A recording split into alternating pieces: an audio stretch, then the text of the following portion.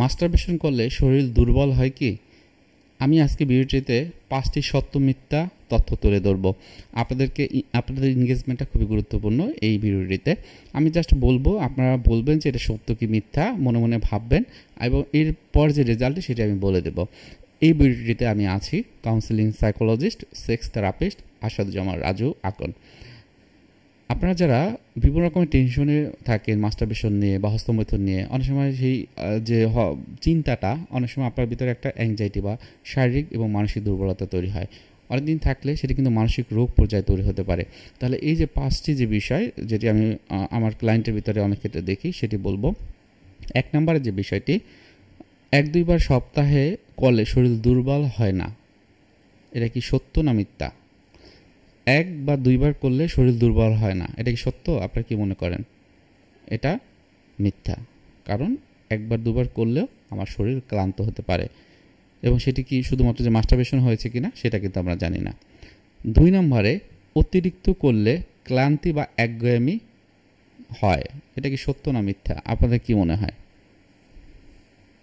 এটা হলো সত্যি। অতিরিক্ত করলে আপনার ক্লান্তি বা একঘেয়েমি হতে পারে। 3 নম্বরে, মাসল কমে যায়, অনেকেই বলে, এটা কি সত্য না মিথ্যা?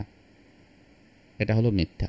মাসল কমে যায় মাস্টারবেশনের কারণে, এটা সত্য না। 4 নম্বরে, ব্রেনের ফোকাস দুর্বল হতে পারে, এটা কি সত্য না মিথ্যা? হ্যাঁ, এটা কিছুটা সত্য। 5 নম্বরে যে বিষয়টি, সেক্স হরমোন কমে যায়, এটা কি বলেন?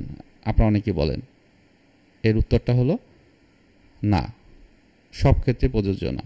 যদি না এটা আসক্তির পর্যায়ে পৌঁছায়, তাহলে এটা কখনোই সেক্স হরমোন কমে যায় না।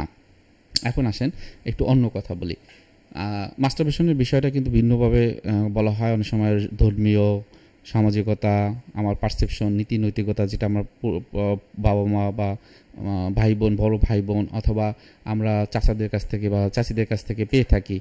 আবার কিছু বিষয় আছে যে আমরা বাস্তবভিত্তিক। ফ্রয়েডের যিনি সাইকো অ্যানালিস্ট এবং সাইকিয়াট্রিস্ট, তিনি কিন্তু এটাকে অনেকভাবে ব্যাখ্যা দিয়েছেন।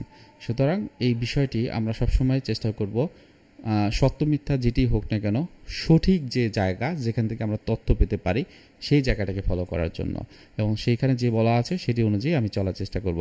আজকে ভিডিও এখানে রেখে দিচ্ছি। কারো কোনো প্রশ্ন থাকলে অবশ্যই কমেন্ট বক্সে জানাবেন। ধন্যবাদ।